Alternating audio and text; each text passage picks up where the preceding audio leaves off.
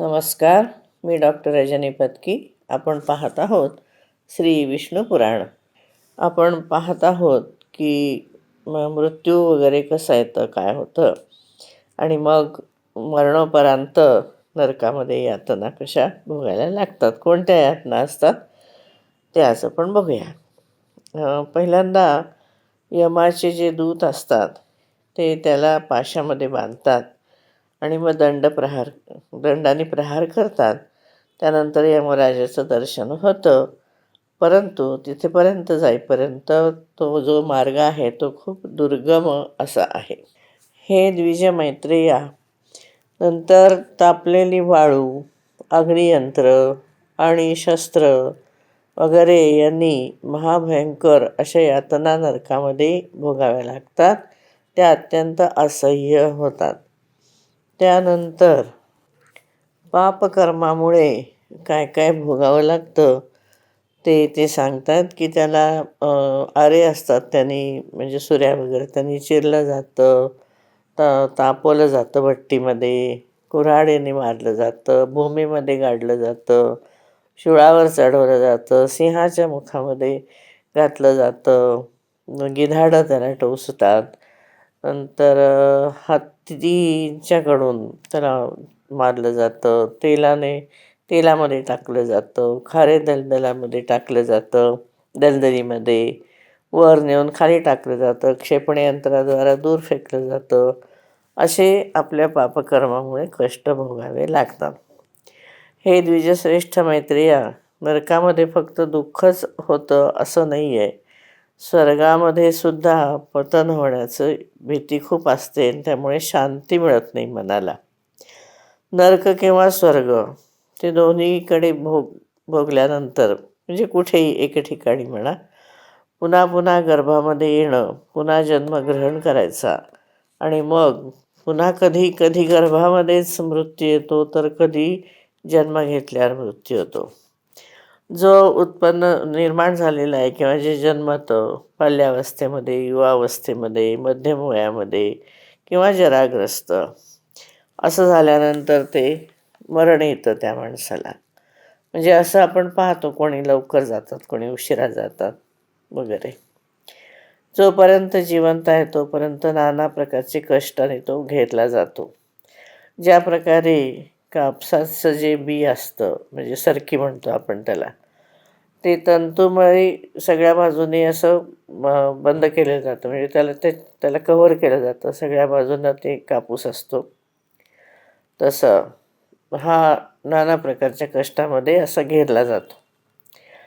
द्रव्य मिळवणे, त्याचं रक्षण करणे, त्याचा नाश होऊ नये म्हणून काळजी घेणे, इष्टमित्रांना विपत्तीग्रस्त झाल्यानंतर मनुष्याला ते पण म्हणजे आपल्याला दुःख होतं, तर ते मनुष्याला अतिशय दुःखी करतात ते म्हणजे ह्या गोष्टी. हे मैत्रेया, मनुष्याला ज्या ज्या गोष्टी प्रिय आहेत ते सगळे दुःखरूपी वृक्षाचं बीज बनतात. स्त्री, पुत्र, मित्र, अर्थ, गृह, क्षेत्र, धन याने पुरुषांना जसं दुःख होतं तसं तितकं सुख मिळत नाही, त्यांच्यामुळे जास्ती दुःख होतं.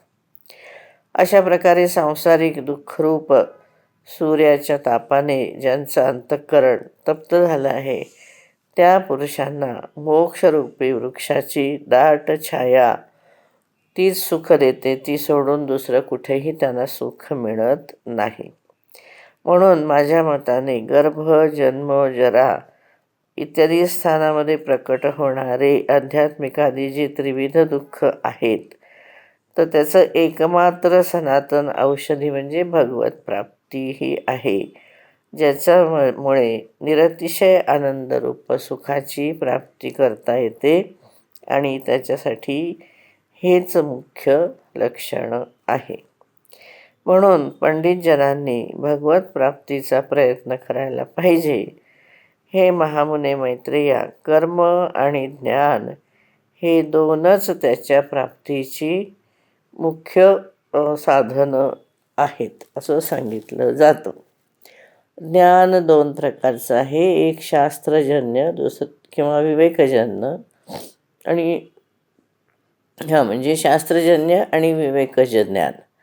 शब्दब्रह्माचं ज्ञान शास्त्रजन्य आहे आणि परब्रह्माचा बोध आहे तो विवेकजन्य आहे.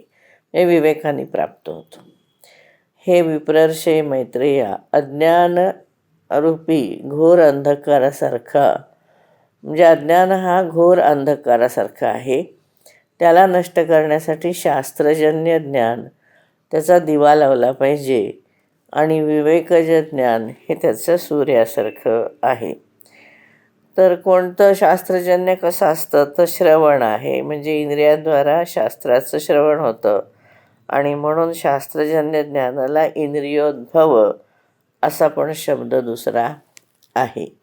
म्हणजे दोन जे आहेत ते अज्ञान कसं आहे, घोर अंधकारासारखं आहे आणि त्याला नष्ट करण्यासाठी विवेक शास्त्रज्ञान जे आहे ते दिव्यासारखं आहे आणि विवेकाने घेतलं गेलेलं ज्ञान हे सूर्यासारखं आहे.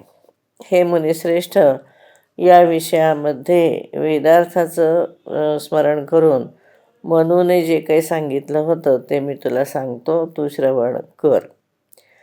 ब्रह्म दोन प्रकारचं आहे, शब्दब्रह्म आणि परब्रह्म. शब्दब्रह्म हे शास्त्रजन्य ज्ञान आहे. त्याच्यामध्ये निपुण झालं की जिज्ञासू विवेकाद्वारा परब्रह्माला प्राप्त करून घेतात. अथर्ववेदाची श्रुती अशी आहे की विद्या दोन प्रकारची आहे, परा आणि अपरा. परा विद्येने अक्षरब्रह्माची प्राप्ती होते आणि अपरा ज्या ऋग्वेद वगैरे ज्या वेदत्रयी आहेत ते अपराविद्या आहे. जो अव्यक्त, अजर, अचिंत्य, अज, अव्यय, अनिर्देश्य, अरूप, पाणीपाद आदी शून्य म्हणजे हातपाय वगैरे नसलेला, व्यापक, सर्वगत, नित्य, प्राणिमात्रांचं अधिकरण म्हणजे पंचमहाभूतांचं सुद्धा, नंतर स्वतः कारणहीन आणि ज्याने संपूर्ण आणि व्यापक प्रकट झाला आहे असं जे आहे आणि पंडितजन ज्ञाननेत्रांनी ज्याला पाहतात ते परमधाम ब्रह्म आहे. मुमुक्षांसाठी त्याचं ध्यान करणं आवश्यक आहे आणि तेच भगवान विष्णूंचं वेदवचनांनी प्रतिपादित अतिसूक्ष्म असं परमपद आहे. म्हणजे भगवान विष्णूंचं वेदांनी जे सांगितलेलं आहे ते प्रतिपाद्य रूप आहे, परमपद आहे. परमात्म्याचं ते स्वरूप भगवत शब्दाने वाच्य आहे आणि भगवत शब्द त्याचा आद्य अक्षयरूप स्वरूपाचं वाचक आहे. म्हणजे ते परब्रह्म आहे, त्याला आपण भगवान असं म्हणतो. ज्याचं असं स्वरूप सांगितलं जातं की त्या परमात्मतत्व जे आहे ज्याच्याद्वारा वास्तविक ज्ञान होतं ते परमज्ञान किंवा पराविद्या आहे. आणि त्रयीमय ज्ञान जे आहे कर्मकांड वगैरे ती दुसरी अपराविद्या आहे. हे द्विजमैत्रेया, ते ब्रह्म शब्दाचा विषय नाही, पण आदर प्रदर्शनासाठी त्याला भगवान असं म्हटलं जातं. हे आपला एक उपचार म्हणून, आपण जसं नाव देतो मुलांना जन्मल्यानंतर त्याला एक उपचार म्हणून नाव देतो, कारण त्याला कसं हाक मारणार ना म्हणून, तसं आपण परब्रह्माला नाव वगैरे काही नाही आहे, पण आपण त्याला भगवत असं म्हणतो, भगवान असं म्हणतो. हे मैत्रेया, समस्त कारणांचं कारण, महाविभूती संज्ञक असं जे परब्रह्म आहे त्याच्यासाठी भगवान शब्दाचा प्रयोग केला जातो. भगवान शब्दामध्ये भकाराचे दोन अर्थ आहेत, एक पोषण करणारा आणि दुसरा सगळ्यांचा आधार. गकाराचा अर्थ आहे कर्मफल प्राप्त करणारा, लय करणारा असा रचयिता आहे. संपूर्ण ऐश्वर्य, धर्म, यश, श्री, ज्ञान आणि वैराग्य हे सहा नावं जी आहेत त्याला भग असं म्हणतात. म्हणजे ऐश्वर्य, धर्म, यश, श्री, ज्ञान आणि वैराग्य ह्याला भग म्हणतात. त्या अखिल भूतात्मामध्ये समस्त भूतगण निवास करतात. तो स्वतः समस्त भूतांच्यामध्ये विराजमान आहे, म्हणून त्याला अव्यय परमात्मा म्हणजे वकार असा त्याचा अर्थ आहे. भगवतमधला आपण पाहिलं भ, ग, व. आपण इथे थांबू. आपण 75व्या श्लोकापर्यंत आलो आहोत. धन्यवाद.